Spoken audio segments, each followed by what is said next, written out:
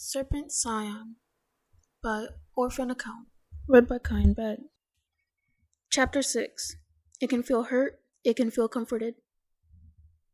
Spending his summer holidays at Spinner's End had never been easy for Severus. This place is full of memories. Painful memories. Granted, the small terraced house doesn't resemble even at the slightest its own looks from 20 years before, when Tobias and Eileen Snape were permanent residents here. The biggest change Severus made since then is making books the most important part of the apartment's internal decor. His private library, expanded throughout many years, now takes 3 whole wall units in the living room. A storeroom where his father used to keep empty alcohol bottles before selling them to a glass collection center, currently contains Severus's potion ingredients and a small brewing workplace. The only thing Severus never decided to change is a bathroom. Or rather, lack thereof. Connecting the old industrial district's house to waterworks and a sewage system would have been way too expensive and would require way too many encounters with the reluctant Muggle bureaucracy to be worth the effort. If literally any other child happened to become Severus's ward for the summer holidays, he would have had to make use of an old corroded tin bathtub stored on top of the wardrobe. Fortunately, the young chosen one seems to be having rather a relaxed approach to hygiene. Severus has offered the boy to sleep on a couch in the living room. He thought that maybe Harry will get interested in any of the books, but the boy, although very bright, doesn't seem by any means to be academic. Perhaps he is even illiterate. Much to Severus's relief, the language barrier doesn't turn out to be a big obstacle in their communication. Harry understands English perfectly, which is great help. It seems that using only Parseltongue throughout his entire childhood has caused the boy's larynx and vocal cords to develop differently, making him unable to pronounce English words. Nevertheless, the very first night of Harry's stay at Spinner's End, he and Severus spent a couple hours together, forced to communicate with each other somehow, and they managed it splendidly. They were working together on building a habitat for Harry's familiar, the bright-scaled grass snake. Sacrificing a small part of the living room, the boy showed Snape how to create proper wards to keep the area desirably warm and humid. They also went outside to collect a couple of rocks, which Harry bewitched to be constantly heated, and made a small puddle of clean water for the habitat. Working together with the young chosen one, Severus grew intrigued by him. Desperate to learn more about the boy, he became eager to understand the ancient dialect of the Serpent. The example of Dumbledore shows that Parseltongue is possible to master, on the level of comprehending what is being said. Not being born a Parselmouth, Severus could never dream of mastering also the speaking part, but understanding the language would be perfectly sufficient for him. Spending time with Harry, Severus is paying close attention to the hissing sounds that the boy makes, and slowly starts to pick the language up. Seeing Snape's willingness to learn, Harry eagerly agrees on spending a couple of hours every day, practicing. Severus has always been open to knowledge. His mind, expanded with years of self-study, is absorptive like a sponge. Learning the basis of the new language comes unbelievably easy to him. Soon, a very simplified verbal communication between him and Harry becomes possible. The boy, using very basic form of the dialect, and helping himself with gestures, tells Severus about his life in the Muggle orphanage, about the violent assault against his life, and about how his familiar grass snake, along with Adder, managed to save him. Harry's story of his years spent in the Gaunt Shack with Morphin is the one to captivate Severus the most. The boy's life used to be half wild, raw but intensive and genuine. He was growing up with a disregard of any kind of social norms and rules, and without any basic conveniences known as civilized mankind. Dumbledore may be calling Morphin Gaunt a pariah and a dosser, but in Harry's eyes, his stepfather is an ultimate role model. A simple, honest, courageous man. The boy speaks about Gaunt with a genuine affection, and it seems that their relations were based on mutual trust, care, and support. Morphin not only taught his foster son how to use magic, defend himself, and survive in a harsh environment, he also apparently managed to provide him with a normal, happy childhood and successfully made up for his traumatizing toddler years in the Muggle orphanage. Listening to Harry opening up about his relations with his father is genuinely heartbreaking. Seeing the boy's suffering, Severus wishes he could just tell him the truth about that day. Tell him that Morphin had survived the fire and escaped safely. However, thinking about possible consequences on Dumbledore's part, he decides to remain silent. Nevertheless, getting to know the boy, Severus is more and more steadfast in his resolution to save him from the headmaster's destructive influence. Harry doesn't deserve to become another animal on the old Coots farm, waiting for the right day to be slaughtered. Severus is desperate to find a way to get Harry out of the headmaster's wicked schemes without risking the old Coots' wrath upon both the boy and himself. For now, he is going to dance to Dumbledore's tune, not to risk the child's well-being and safety. Later on, he will have to think of a plan to imperceptibly contact Gaunt and reunite him with his stepson. Outsmarting the old Coot is not going to be easy, but someone has to finally put a stop to his outraging impunity. The headmaster had always assumed that living, breathing, and thinking human beings are nothing more than pawns on his huge chessboard. Someone finally has to show him his inherent mistake. Bad memories. Snape is roused from his thoughts by Harry's soft hissing. The boy is sitting cross-legged inside the grass snake's habitat, stroking his familiar's flat head. "You're thinking about this old man," Harry elaborates. "About the one who upset your snake and made you hurt." Severus's narrow eyes widen in surprise. Harry smiles and indicates his emerald eyes. "Natural," he says softly. Snape understands. Harry means a natural legilimens. "Don't worry, though," the boy adds. "This is one of my parcel abilities, and it's actually very superficial. I cannot see your mind vividly. What I see is only a blurry image and a flow of emotions." "Can you also perform occlumency?" Severus asks. Around Dumbledore, this ability is a key to survival. "Occlumency?" the boy repeats, confused.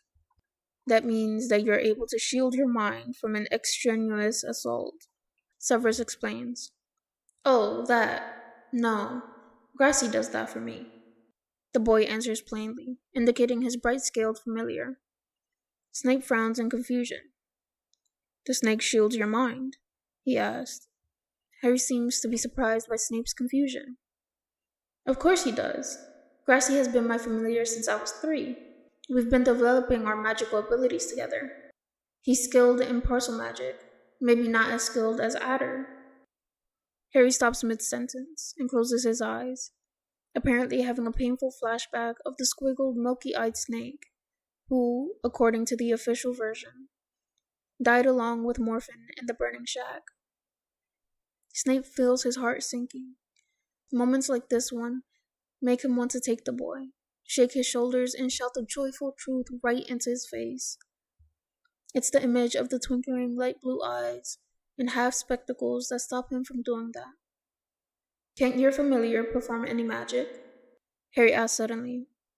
Severus, only after a couple of seconds, comprehends what the boy means by familiar.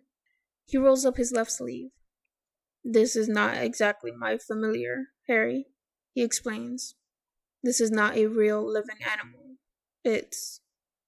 "The snake's been burnt into your skin magically. I get it," Harry cuts him off. "But it doesn't make it any less real." Snape raises his eyebrow in confusion. "It can feel hurt, and it can feel comforted," Harry explains. "It can be upset, and it can be relaxed. Watch that." The boy lets out a series of incomprehensible hisses, and the snake on Severus's forearm starts writhing slowly. It doesn't inflict Snape any pain, though, only some pleasant tickling. "See, it can hear me," Harry says quietly. Severus looks at the boy, amazed. How such a person can be destined by Dumbledore to lead a strictly monitored, miserable life, ended by a painful, premature death. Only a fellow speaker could have burnt it into your skin. "Am I right?" Harry asks. Severus feels an unpleasant cramp in his stomach. The topic of the Dark Lord, the prophecy, the whole Chosen One thing was another no-go zone. bringing it up with Harry. Severus would expose them both to the old coot's anger. Yes, Snape answers shortly. Harry frowns. You're thinking about him again. About this old sucker. You're scared of him. Severus feels that he's flushing. He looks at the boy apologetically. Do you know why I even agreed to going to that ridiculous school? Harry asks, heating up.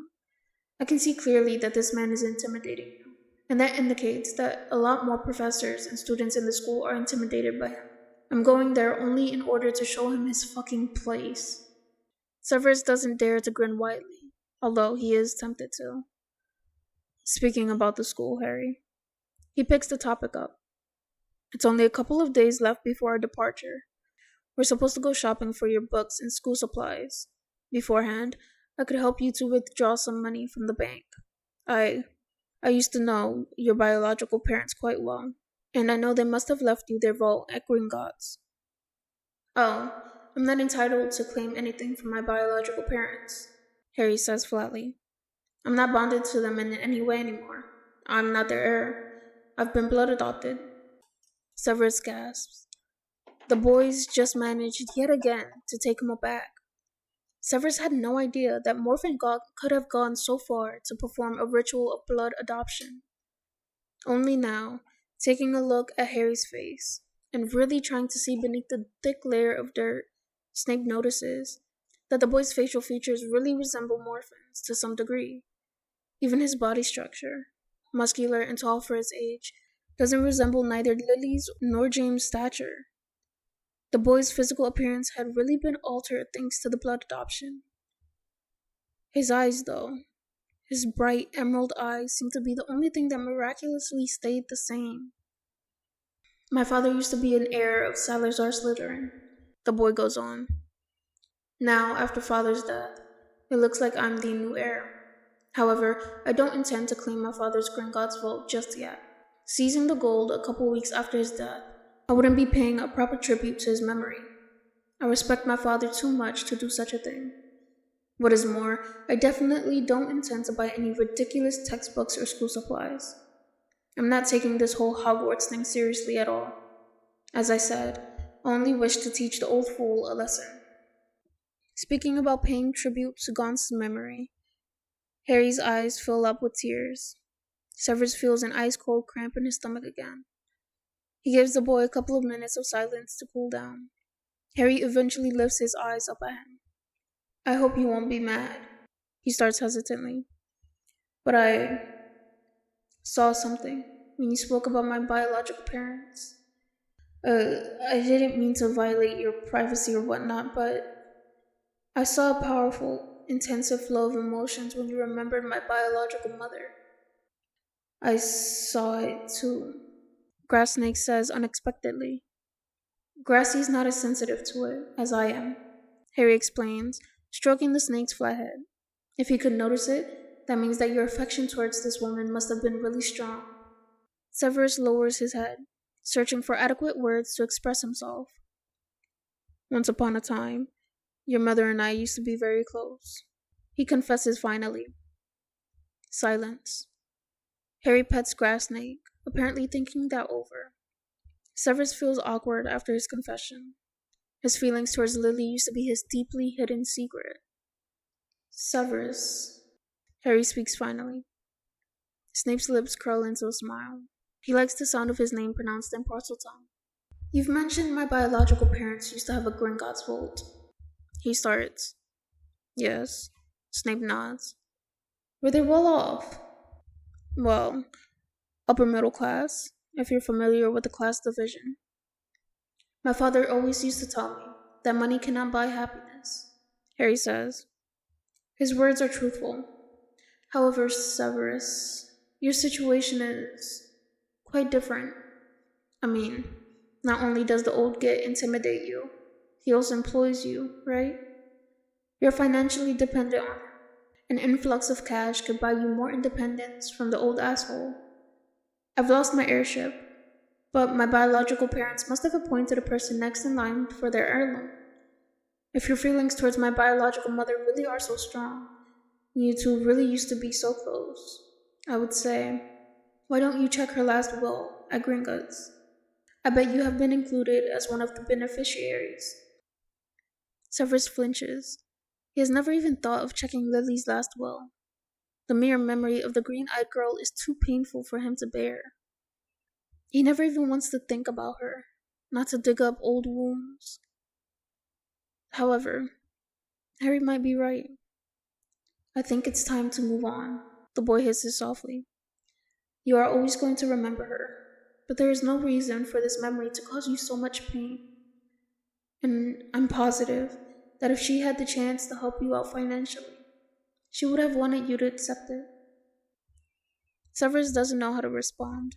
Is the boy's unbelievable empathy going to not only help him get over Lily, but also improve his financial situation? Harry, Snape says finally, would you and Gracie accompany me to Gringotts tomorrow? Mr. Severus Snape, son of Tobias Snape and Eileen Prince Snape? The goblin behind the counter asks phlegmatically. That's correct, Severus answers. And the young man is... The goblin turns toward Harry and wrinkles his ugly nose, seeing the boy's filthy cloak, greasy hair, unwashed face, and grass snake wrapped loosely around his neck. Harry Marvolo Gaunt, the boy hisses, narrowing his eyes. He seems to be unimpressed with the goblin's pompous behavior.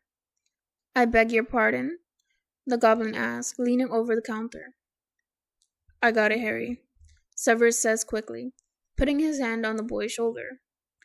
This young man had been born as Harry James Potter, but after his parents' death, he's been blood adopted by Morphin Gaunt. He explains to the goblin. We would ask you to check his biological parents' last will to see who is currently entitled to inherit their wealth. I see, the goblin says slowly. I will need you both to wait in the atrium as I'm going to search the archives for the young man's records. Getting access to the records costs 10 galleons. Snape nods. That's fine. The goblin's thin lips curl up into a smile at the mention of money. He jumps off his elevation behind the court. Excellent. The two of you may take a seat in the atrium, and I am going to call your names when I get the records ready. Severus and Harry don't need to wait long. The goblin is back in 15 minutes, holding a large piece of parchment. All right, Mr. Snape, he says calmly. According to the official documentation, Mr. Harry Marvolo Gaunt here is indeed not entitled to claim any of the monetary and non-monetary properties of James Potter and Lily Evans Potter. However, according to the last will, you, Mr. Snape, are the first one in line after Mr. Gaunt to claim these possessions. Severus gasps. The first one in line, he repeats in disbelief. Isn't it a mistake? The goblin frowns. The members of his species don't like to be accused of making mistakes. No, Mr. Snape. Take a look, he says dryly, passing him the piece of parchment. The last will clearly says that you are the first one after the excluded Mr. Gaunt. You are followed by Mr. Sirius Orion Black, Mr. Frank Oswald Longbottom, and Mrs. Alice Mary Pruitt Longbottom. But nobody from the above have ever claimed the heirloom.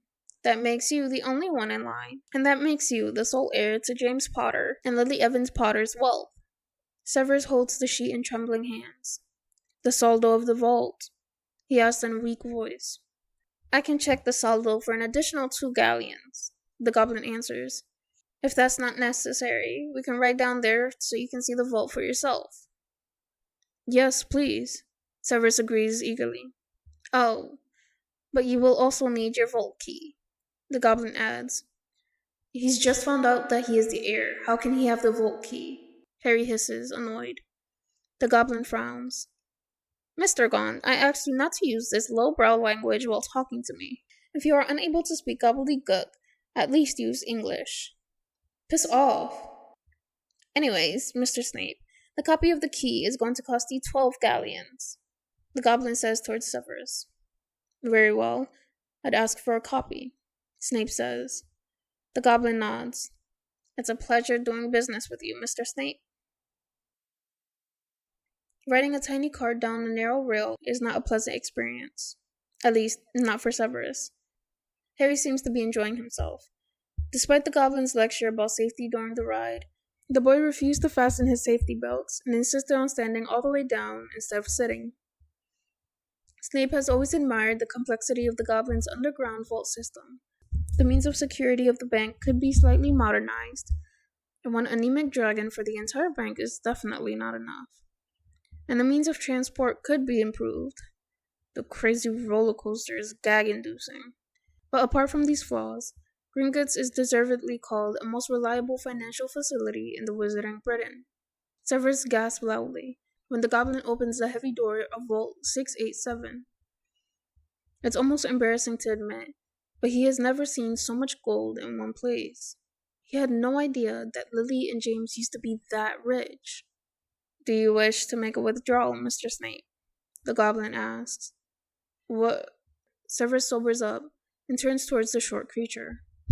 Yes, sir. I'd like to withdraw 200 galleons.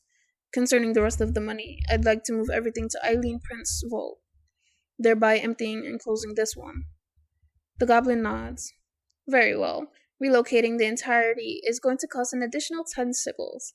To sum everything up, you owe us 22 galleons and 10 sickles." Snape approaches the huge pile of coins and takes a calculated amount for the goblin. Having paid for the service, he starts shoveling the gold galleons to his pouch by handfuls, feeling really awkward. He never had a chance to hold this amount of money in his hands before. Having filled up his pouch, he looked questioningly at Harry. The boy shakes his head. "I really don't need that," he hisses softly. Having left the bank, Severus and Harry took a walk along Diagon Alley, indulging themselves with 2 giant ice cream cones from Florian's place. The street is crowded with Hogwarts students and their parents, walking around and shopping for school supplies. An incredibly filthy, barefoot boy in a ragged cloak and with a snake on his shoulder understandably draws a lot of disgusted, shocked looks. Harry doesn't seem to care about it at all. "You know what, Harry?" Severus says apprehensively when they pass by Madame Malkin's tailor workshop.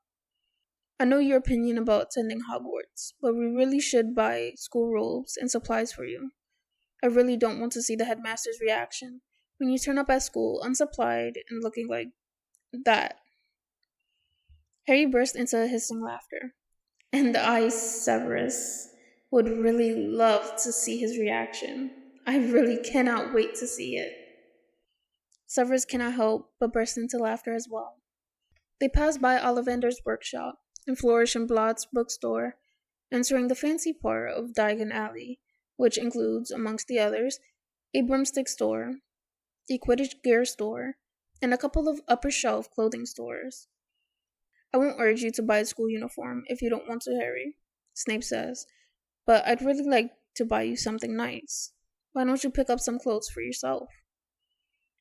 Harry looks at the expositions and shop windows. A window of the dragon leather clothes store draws his attention. "Wow, what's that?" he asks, pointing his index finger at a nice brown leather jacket. "That's a jacket," Severus answers. "It looks warm and comfortable, and very handy. It has plenty of pockets, maybe even some hidden ones. Want to try it on?" Much to Snape's joy, the excited Harry runs towards the store. He acts like a child, which he still is, for the first time since Snape has met him. The jacket turns out to be fitting perfectly. Harry's delighted, especially that one of the chest pockets is spacious enough for Grass Snake to slide inside. "Do you also have the calf-long dragon leather shoes in the store?" Severus asked the clerk. "Yes, sir. I think I even have a pair that is going to match the jacket coloristically," she answers and disappears in the support area. "I don't know," Harry says apprehensively. "I've never really used any shoes, except oversized Valenki during harsh winters. I'm used to being barefoot." "Dragon leather shoes are soft. They'll adjust to the shape of your feet," Snape says reassuringly. "You'll be comfortable wearing them. Hogwarts is a medieval castle, and the floors are stone, without any coverings. It's better to wear shoes there." As soon as the clerk brings a beautiful shiny pair of dragon leather boots, Harry's doubts fade away. He immediately puts the shoes on. Severus pulls his pouch out to pay. "Severus," Harry hisses shyly. Snape turns his head towards the boy. His new jacket and boots, with the combination of his long, greasy hair and dirty face, make him look like a scruffy curse breaker from a faraway country. "Thank you, Severus,"